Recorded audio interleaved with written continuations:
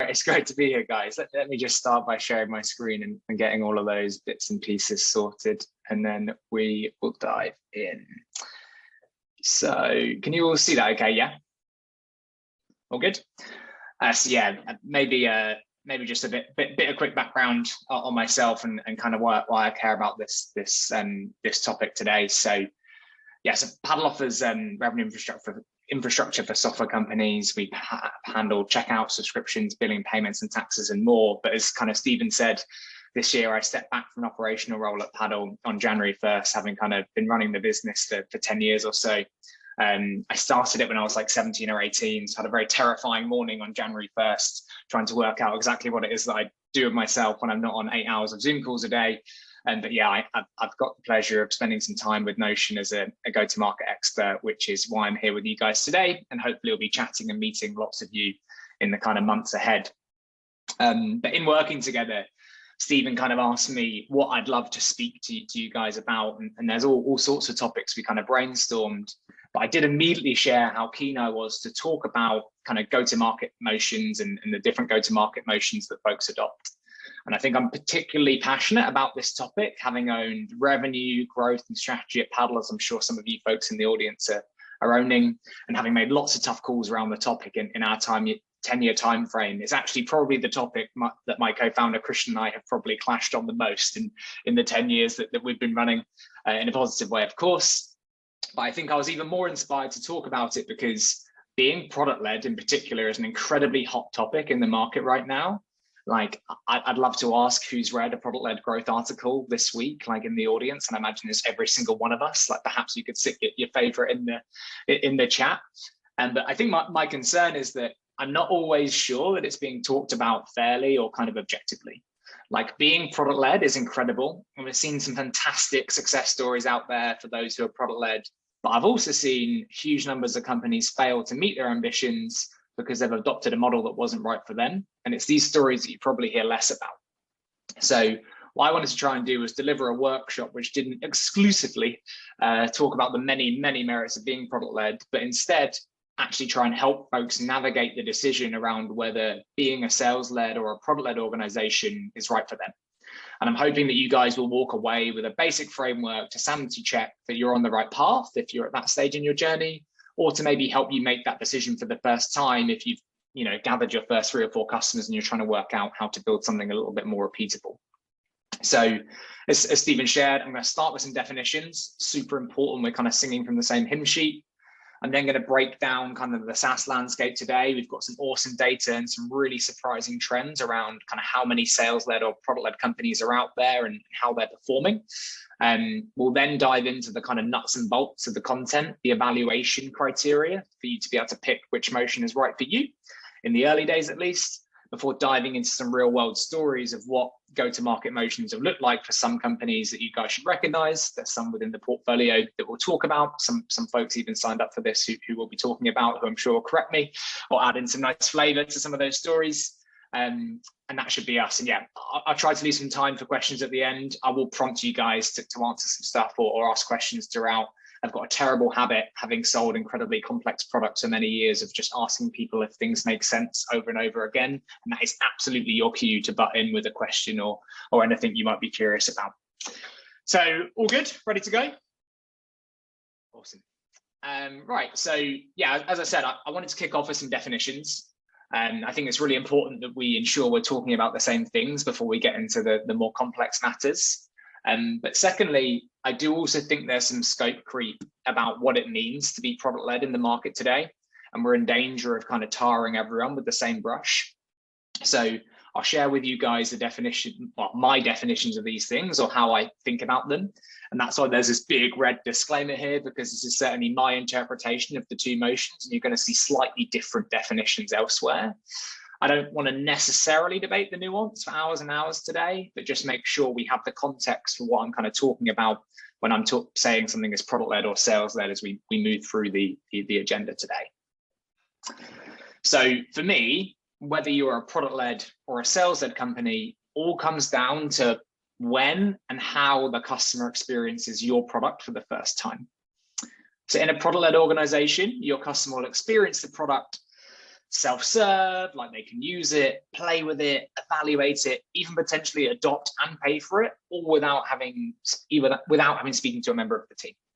They might choose to do so or look for support, but ultimately they are able to experience and use the product without having to go through sales. They ultimately experience the product before they experience a rep.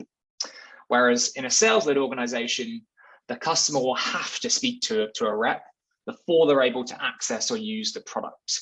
They speak to the rep before they have any chance to do any kind of playing themselves. And it seems like a minor distinction, but how you choose to run, grow, measure your organization, even how you design that buying process, going to look incredibly different depending on the path that you go down.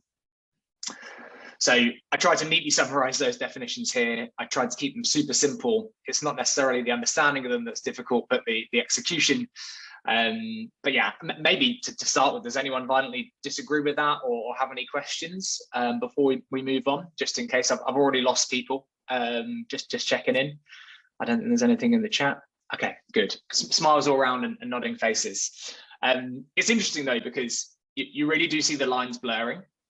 So I think it was last week, potentially 2 weeks ago, I saw a LinkedIn post from Kyle at OpenView. And for those of you that are product-led or considering the product-led motion, OpenView are probably one of the biggest and best thought leaders around product-led growth out there in the market. There are other VCs available. But for Kyle himself, is a great face of the product-led movement, as well as Achasso and others, of course.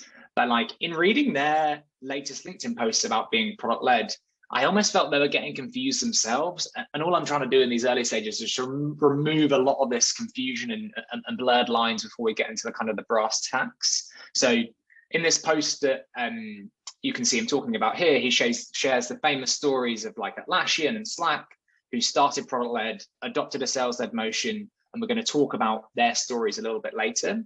But here he introduces the notion of like product-led sales, which feels like an evolution in what we've been talking about before, whereby companies allow customers to experience their product before speaking to sales.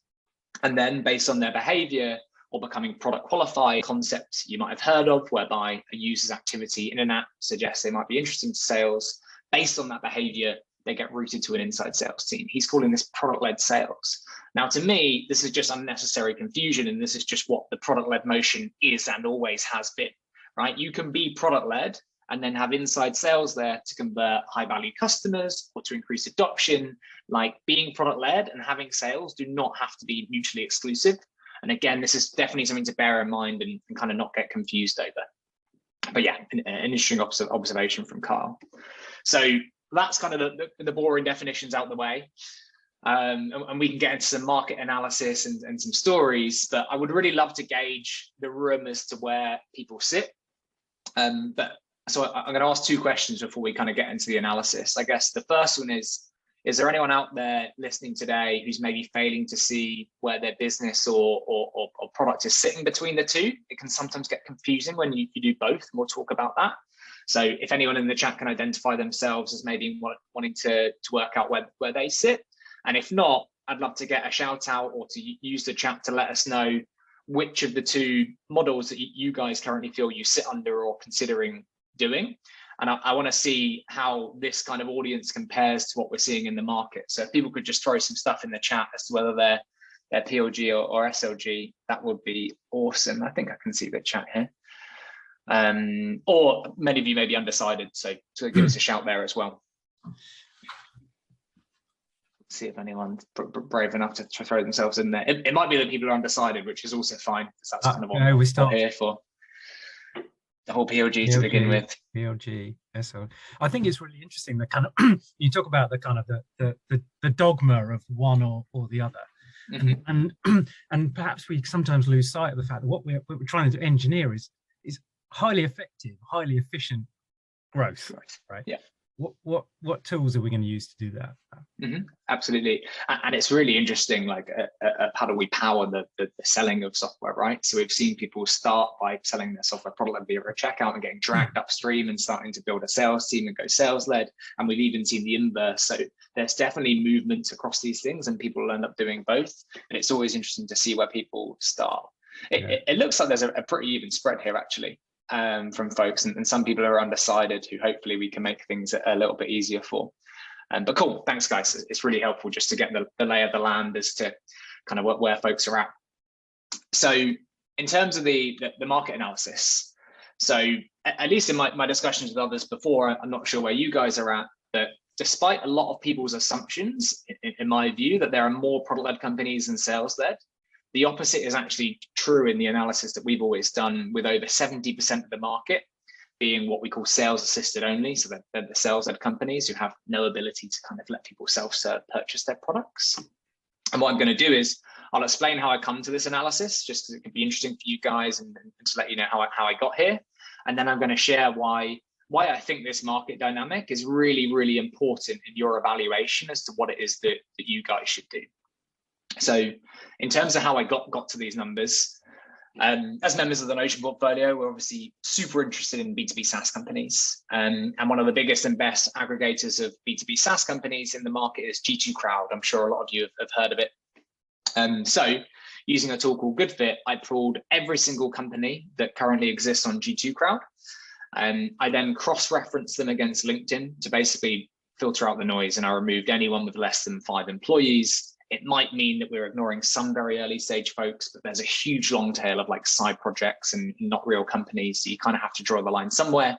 And that gave me 30,000 companies to analyze. I then put all of those companies that met that criteria through 2 different models that GoodFit built to accurately predict whether someone is sales assisted only, i.e. sales led with no ability to self-evaluate or self-serve purchase a product, or not. And those that are not are by proxy kind of the product-led folks. They actually built these models and now maintain them for Paddle. And that's because, as I said earlier, we in the kind of first 8 years of our business, we had a really strong value proposition for those selling product-led with a checkout. It was literally all that we offered. And historically didn't have a proposition for those that were sales-led only, who typically invoice their customers. And in the market all the time, we were coming up against these folks who wanted to invoice their customers, and we just didn't have a solution for them. So we spent a lot of time building models to predict which of the 2 buckets a company sits in, so that we could focus our efforts on the people who actually had a need and a fit for our product. Again, to get a bit nerdy, it mainly works by pulling every single keyword that exists on a domain, and then it runs them through a model that we've trained and spits out a prediction. Measuring models is quite complex and not my area of expertise, but in terms of its accuracy, it's around 90%. So 9 times out of 10, we're right with these predictions. And interestingly, this kind of 70-30 split has been true for as long as we've been analyzing this at Paddle or through GoodFit. And that's been about 3 or 4 years. So we do kind of have a decent handle on this stuff, and you can trust the data.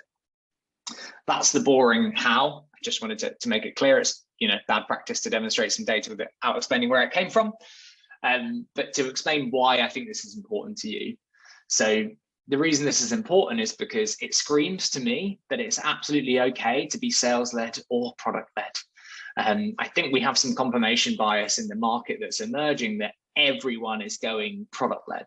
And the only way to grow a big SaaS business with great unit economics is to do the product-led route, when in reality, it's actually less common right now. And I just think we're getting subject to some confirmation bias. Like, it's the product-led company's job to make sure we know about them and know about their brand and their business. It's kind of how the model works, right? So because we know these companies, we assume they dominate the market, when in fact, they're actually in the minority right now. It doesn't mean that either model is right or wrong. We should evaluate what's going to work for your business and based on some objective criteria that we're going to discuss. But you shouldn't pick any model just because you think everyone else is doing the thing, which can occasionally happen. Any questions on the market analysis or on the data more broadly before we move forward? Just check the chat. I think there's nothing in there yet, just people still talking about what they're doing. Cool. Again, maybe in case any questions come in, just some other trends that we saw in the data. So I previously assumed this was going to be very US skewed, whereby a lot of companies move up market before broadening their reach because of the size of the organizations that exist within that market. But this is actually true globally. Like this split is true in the US, UK, France, Germany. It's pretty even across the board. There are some exceptions in like Eastern Europe. I think Estonia is one of them, but this is true across the market more broadly. Cool. And then if there's no cues, I've got a tiny little bit more data before we get into the evaluation criteria, which we'll try and apply to your businesses. So I wanted to get like a proxy of how quickly these companies are growing, again, to further demonstrate that either are an acceptable path to success. I didn't want to use revenue estimates because they're notoriously hard to get right. So I started looking at the average size of the fundraise of the 30,000 companies we looked at from seed through Series E. And I pulled this data from Crunchbase. And again, to save me a bit of time, I basically bucketed the 30,000 companies into what funding stage they're in today, and then averaged the raise in each one of those groups, rather than looking at every single round historically, just to make life a little bit easier for me. But what are we seeing here? I guess at the seed stage, the raises seem to be a little bit higher for those that are sales-led, but that drops comparatively at A through kind of C. And then at the Series D and E stages, the fundraisers are much bigger for the sales-led companies. Again, it's a relatively blunt instrument, but I guess if you're raising a D or an E with only a sales-assisted motion, you're probably getting some real repeatability around the big contracts, which could be exciting to investors. But the other slightly interesting thing here, thinking about Paddle's experience, was at our Series D, which Stephen shared was announced just 2 weeks ago. For the first time, we began talking in CAR, or contracted annual recurring revenue, as opposed to just annual recurring revenue, which again can potentially help increase that valuation even higher, or allow you maybe to raise a slightly larger round. And this is something you can only do if you're sales led. Now, I don't, again, have all of the data in front of me. If we look at this in the last 12 months only, as opposed to all time, I do think the check size, though, is narrowing between Series D and E. Again, just making it super clear that either of these things are acceptable for you guys.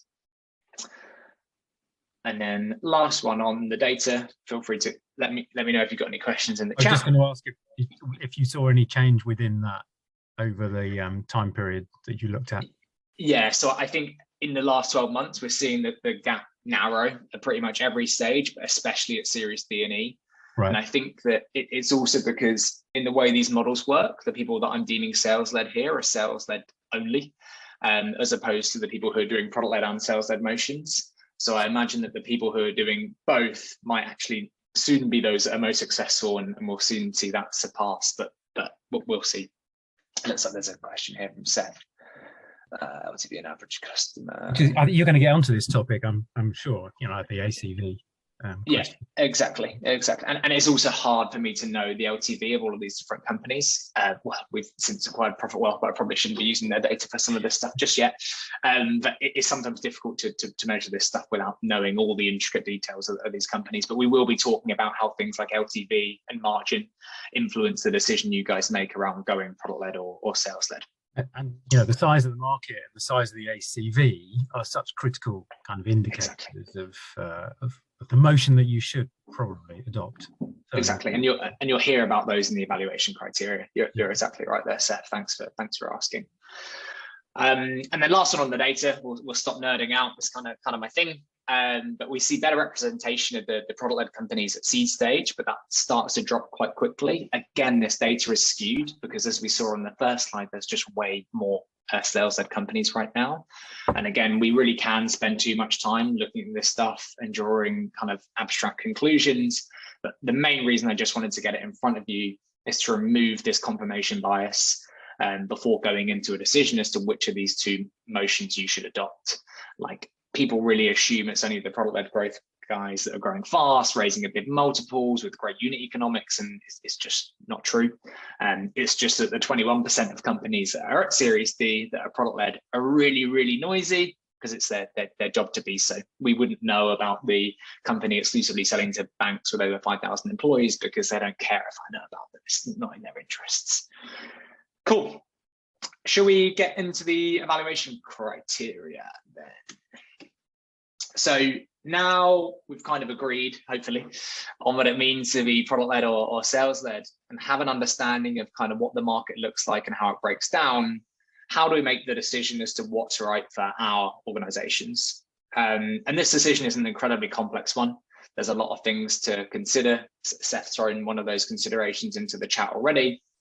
So I've tried to break this down into some high level, really critical considerations on this slide, and we're going to go into some more detail. But for clarity, like this isn't a decision-making tree. These things don't cascade, sorry, and they're in no order of importance. Each of these things in their own right is a key consideration. And having explained them and gone through them, we're going to apply them to a set of businesses to see where they'd end up, to help you be able to do the same for your business just after this call. And the first one is market sophistication.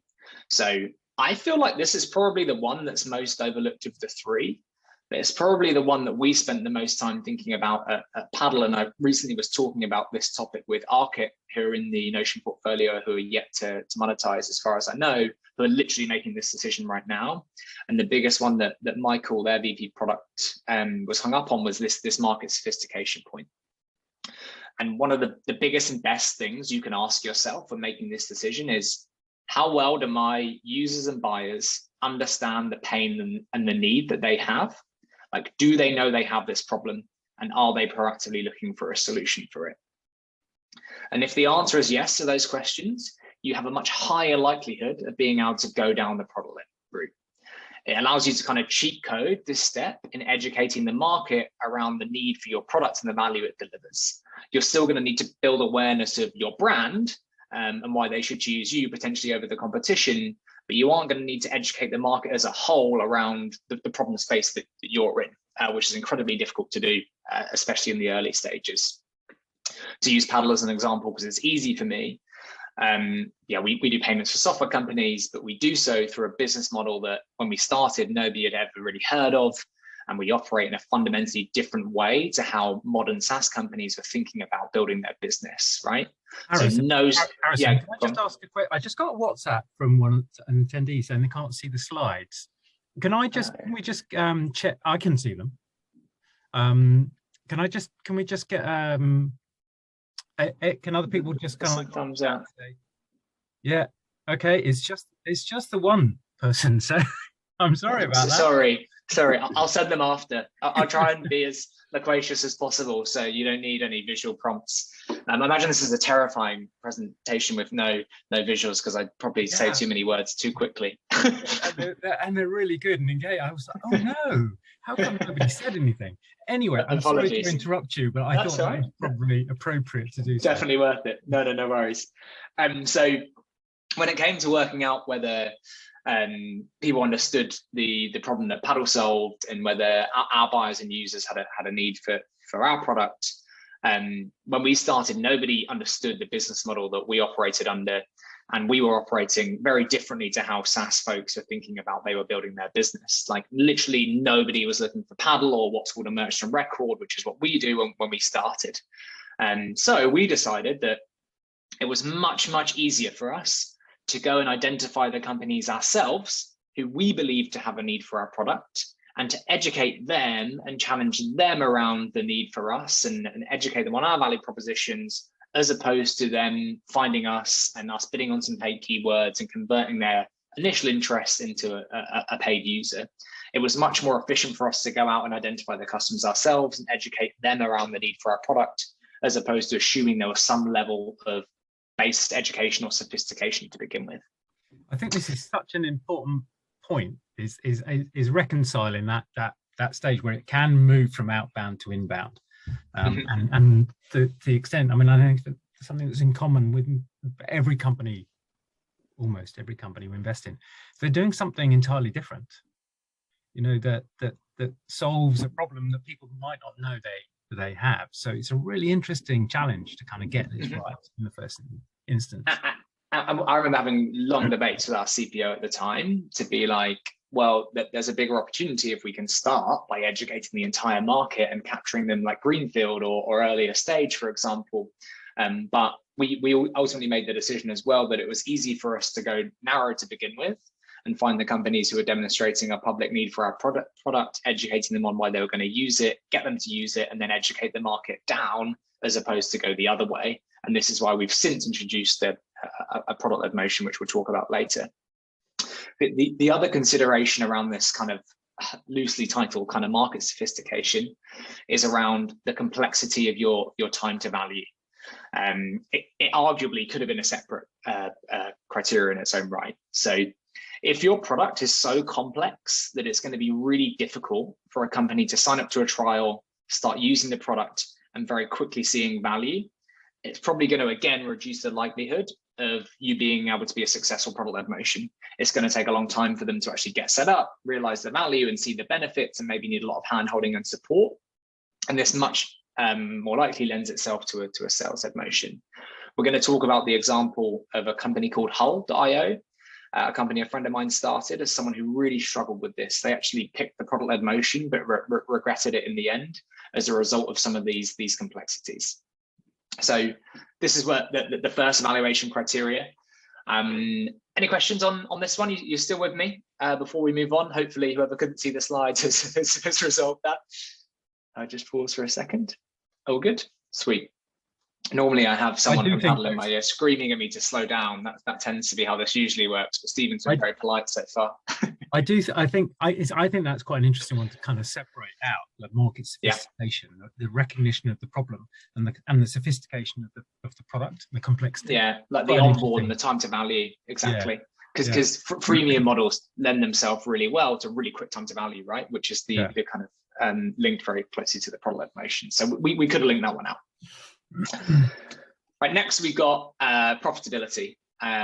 This is another key consideration, and one I think folks have a better understanding of, to be honest with you, like the unit economics around the decision. Like quite simply, and we're going to start with this from the sales-led lens, like can I run a sales-led organization cost effectively based on my current kind of average contract value?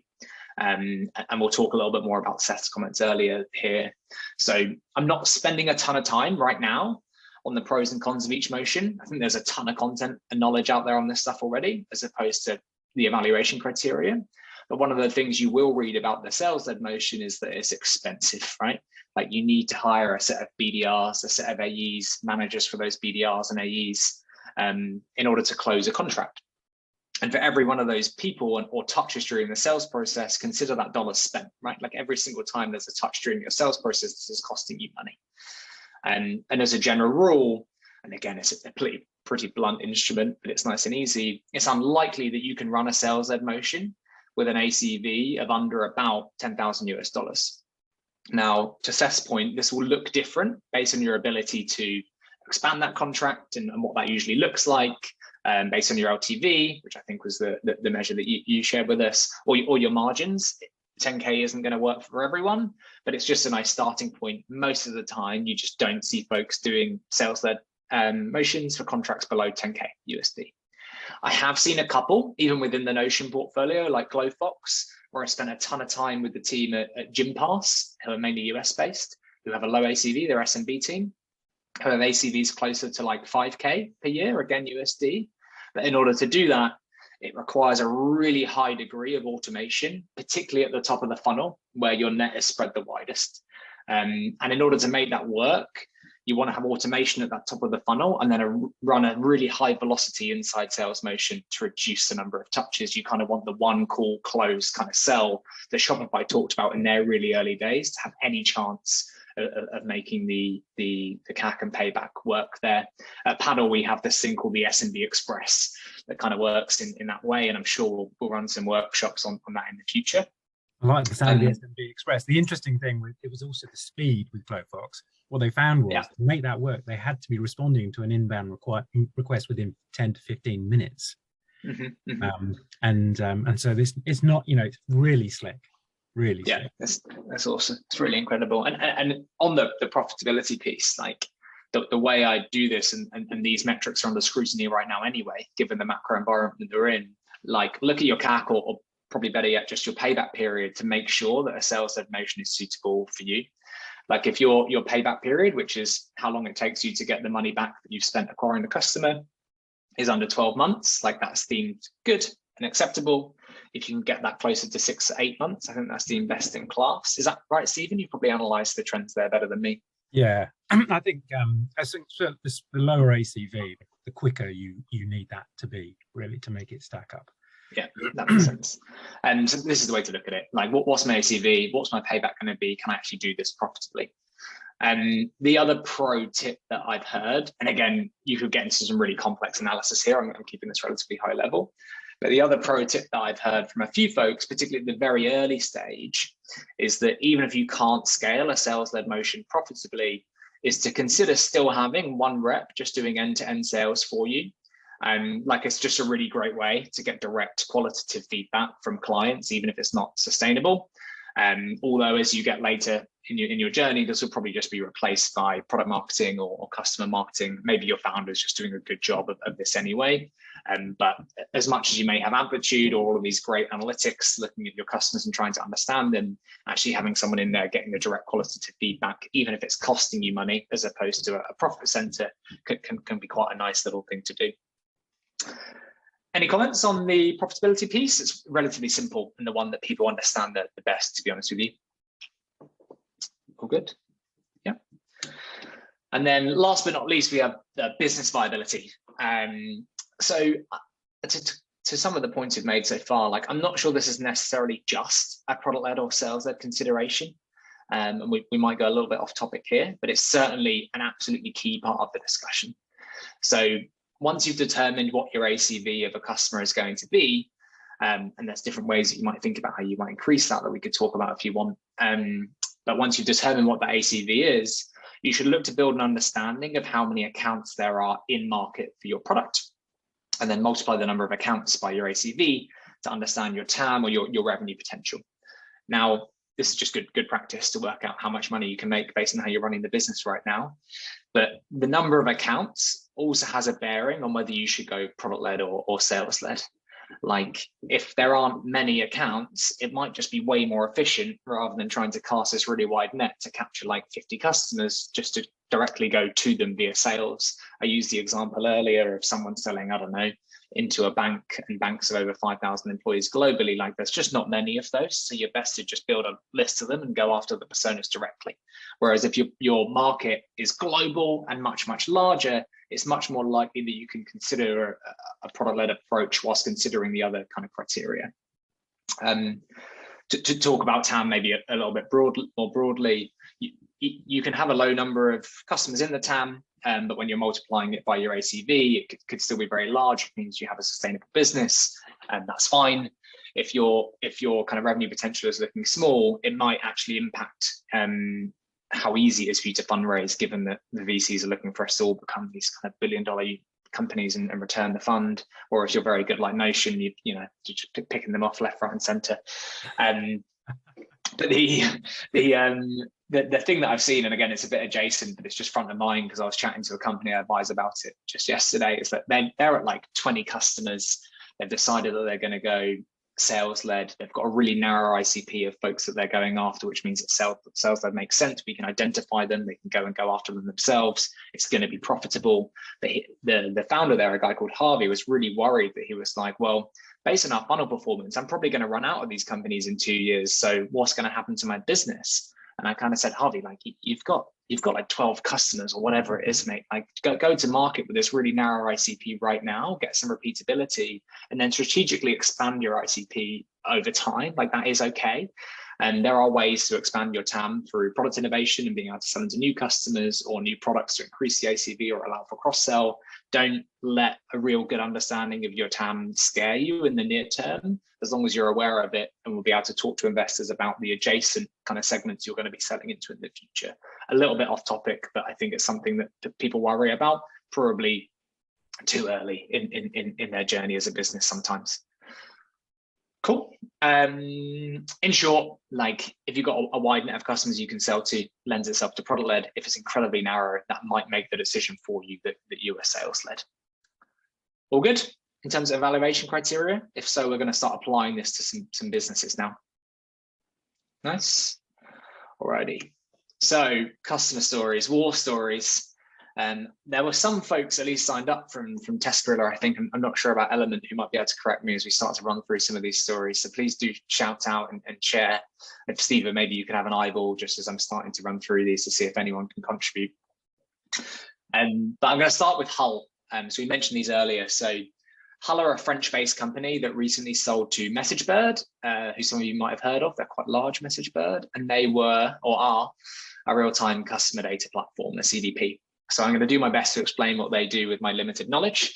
But you use it to ingest data from various sources. So third-party sources like HubSpot and Salesforce, as well as first-party sources like your website, your blog, whatever it may be. They aggregate the data, they clean it up, they decide what gets synced where. Don't worry, it's not going to matter, but stick with me. And you do this to get end-to-end visibility into how accounts and contacts are interacting with your business, your sales reps, your content. And they differentiate even further with some really complex tools around things like identity resolution and deduplication, which become an issue when you're managing data sets of this type. Now, I have almost definitely lost all of you in that terrible description of what Hull do, which is basically the point that I'm trying to make, right? Hull tried to go to market for a product-led motion, but companies didn't even know that they had the issue that Hull solved, or at least they didn't think about solving it in the same way that Hull did. And they didn't tick this market sophistication box, right? Like people weren't looking for this solution and didn't know they had the problem. And then worse yet, they had really complex time to value as well. So to sign up to Hull's trial and then ingest loads of data to improve your funnel visibility and then to be able to make better decisions with that funnel visibility takes loads of time. Even to get the data in there and clean takes ages, and then to see the ROI on it takes even longer. So I'm not going to see the value in that product in like my 2-month trial or paying monthly on my credit card. Like I need to have been educated a hell of a lot. There needs to be a lot of touch points and like a 2-year contract and high ACV in order for this to work. Now, I think I've agreed with Stefan, who's the CRO and co-founder there. The company probably would have been way more successful with a sales-led motion. But the founders really wanted to be product-led. And they even saw it as a differentiator to segment who they kind of compete with. But frankly, the business just wasn't suitable for it. It was a really great product, but it just wasn't suitable for a product-led motion. And ultimately they failed because the founders just really wanted to be a product-led business, but their product wasn't suitable for it. And we just need to be really careful that we're not just jumping on one of these trends because it seems exciting or the thing that lots of successful companies are doing, and actually just pick the motion that's going to work best for us. Make sense on Hull? Sad story. They still sold the company. They did pretty well. It's a good product. But yeah, any questions on them? All good? Cool. Then we can do Paddle, which is a little closer to home. So we faced the same problem as Hull, right? In the early days, I've talked to you about this. And we solved revenue. Oh, is something hand up? Self-so, do you have a question? Or is that an accident? Just wait a second. Stick it in the chat if not, mate, if I get going, no problem. So Paddle had the same problem as Hull. So we solve revenue infrastructure in a very different way to how the market thinks about it. So most companies cobble together Stripe plus PayPal plus ChargeBee plus Avalara plus Profitwell in order to sell their SaaS products. Nobody was looking when Paddle started for an all-in-one solution to those point problems, especially not under a very different business model to that which they saw from other payment processors. Now, as I said, because people didn't know who Paddle were and that their problems could be solved through our unique model, we went sales-led in the early days. As I described, we went to market and contacted folks that we identified as having a need for our product. We educated them on the inefficiencies of what they were doing and the benefits of our model and challenged the status quo to some degree. And that outbound channel was our exclusive channel, actually, for the first 5 years of the business when we were growing at whatever it was, like 300% year on year. But it also shows you how you might change your behaviors elsewhere in the organization, depending on what it is that you want to do. Like during that 5-year period, I think we genuinely updated our website like twice. And it's because nobody ever saw the website unless we'd spoken to them like for 2.5, 3 hours already, and they had an account and an implementation guide as to how to get started with Paddle. So this decision does also influence where you invest elsewhere, how you build your product, what that onboarding experience looks like, and so on and so forth. Similarly to the confusion with OpenView, there's a couple of caveats. So at various times throughout that 5-year period, we did have the ability to sign up for Paddle self-serve. We had the equivalent of a free trial, but it just wasn't something we invested in or pushed. So we didn't consider ourselves sales-led. I think about where are we actually investing and what are we actually trying to optimize for, because that's what's important and that's what you should design things around. And as I shared, we now increasingly have a product-led motion as well for some of the smaller companies. But we're only really getting there now as the market has started to get a little bit more educated around our approach and how we're doing things. And I'm going to talk more about the folks that are doing both of these things on the next couple of slides. Any question on that story before we do Test Gorilla?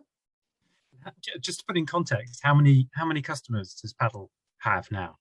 Now, there is a long time. I think it's probably like 3,000 businesses, maybe 3,000 to 4,000. I mean, it's quite interesting, you know, how you're 10 years into the journey and you're now starting to say, okay, now's the right time. The market understands. Exactly. The benefits of merchant record. We're just starting to look for the solution. We've got the credibility. We can service them. But it's a lot of hard yards to optimize an outbound model before you got an inbound, you know, product-led motion to work. Well, especially for like brand and credibility. And we're going to talk about brand to some degree in the context of Test Gorilla. So I chatted with a couple of the Test Gorilla folks over the last couple of days about what they did. So Test Gorilla, and I'm sure I do a bad job of this, but they're a company that delivers screening tests for developers during the interview process. So someone applies for a job, they run them for a basic set of tests to qualify them before they get to the next stage of the interview. And they've built this huge library of tests, and many of them are user generated, which is really interesting. And we're going to talk about that in the context of their motion as well. So Test Gorilla chose to go down the product-led route. As far as I know, they invested really heavily into like an MVP before a public launch, but ultimately saw huge demand for their product through things like AdWords and similar kind of marketing campaigns from day one, right? The market knew they had a need for the product.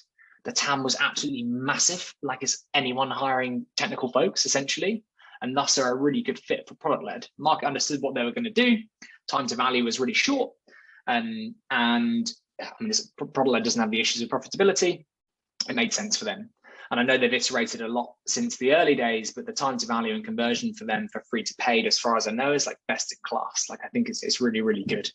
And it's a real demonstration of that criteria we've discussed in action on the product-led side.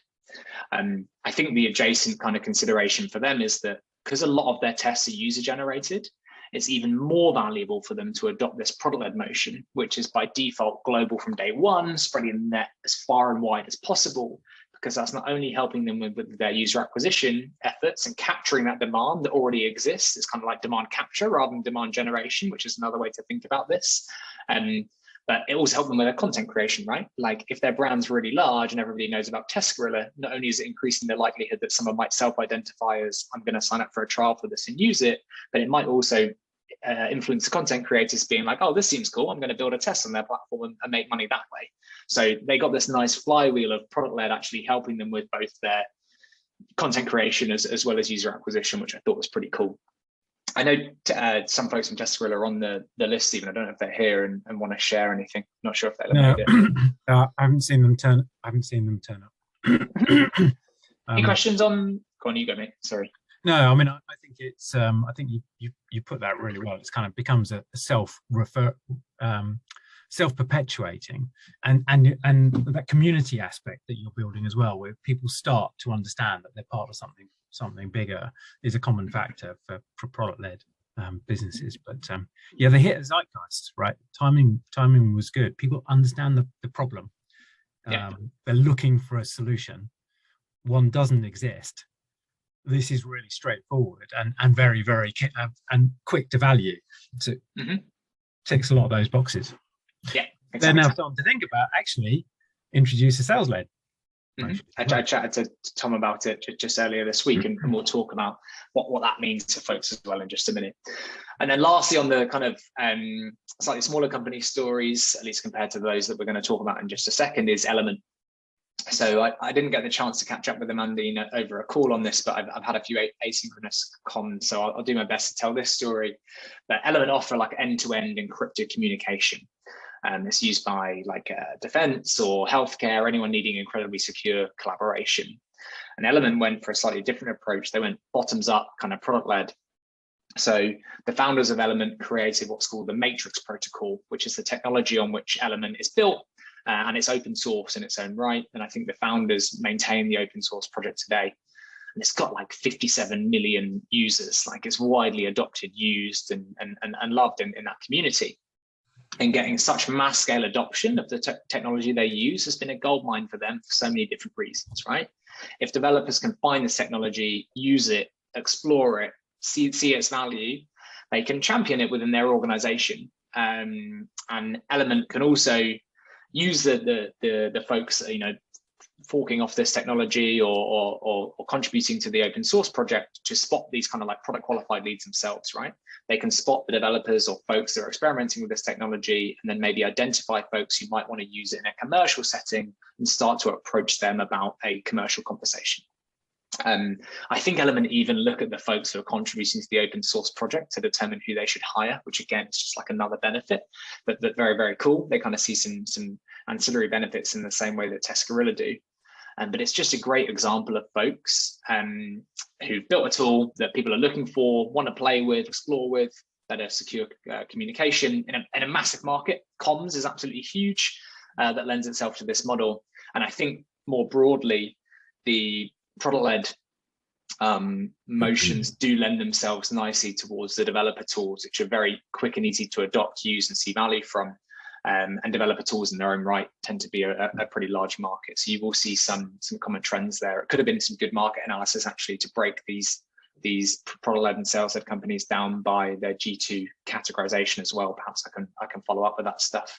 And a great example of a product-led motion working. And it's probably worth kind of putting in context. I mean, I think they were up to something approaching 30 million users on the Matrix protocol before they started doing targeted outbound, where they're saying, where are the pockets of users? What do we learn from the characteristics of the types of organizations they're working with? And they tell us about, let's start to talk to those organizations who really care about secure, decentralized communications.